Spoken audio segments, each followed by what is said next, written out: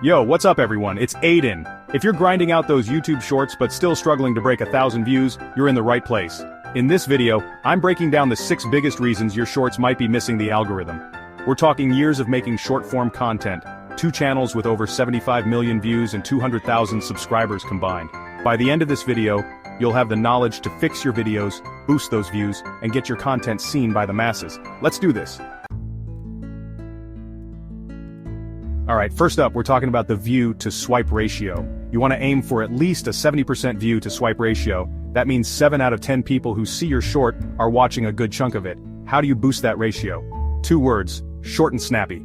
Keep your shorts under a minute, ideally around 30 seconds, and hook viewers from the very first second. Start with a bang, a funny clip, a shocking statement, a captivating question. Something that makes people stop scrolling and say, "What's this?" Make yours impossible to ignore. Now, this one's important, especially if you're just starting out.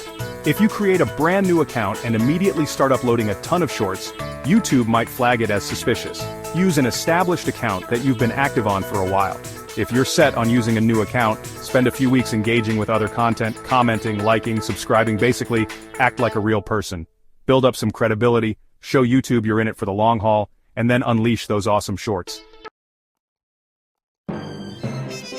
Sometimes your shorts might just miss the algorithm's radar. If you've got a short that's flopping and you're confident in the content, don't be afraid to delete it and re-upload it on a different day or time. Sometimes, that's all it takes to give it a second chance at going viral.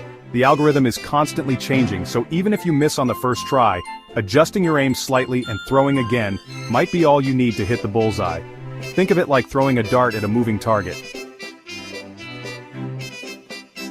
Chapter 4. Tagging 101. Hitting the right audience. Tags are like keywords that tell YouTube what your shorts are all about. Using the right tags is crucial for getting your content in front of the right people. Use a mix of tags, specific to your short, niche specific, and a few broad tags. Think of it like fishing. You need to use the right bait to attract the right audience. Use a variety of tags to cast a wider net and reel in those views. Chapter 5. Less is more. Don't overwhelm the algorithm. Uploading too frequently can actually hurt your growth. The algorithm needs time to assess each of your videos and determine how well they're performing. Think of it like a chef preparing a gourmet meal. Carefully select each ingredient and prepare it meticulously. Give the algorithm time to savor each of your shorts. Chapter 6. Hashtags in titles, a big no-no. Putting hashtags in your titles might seem like a good idea, but it can actually make your shorts look spammy and unprofessional. Your title is your first impression. Instead of cluttering it up with hashtags, use that valuable space to create curiosity and intrigue. Think of your title as a movie trailer. It should give viewers a glimpse of what your short is about without giving away too much.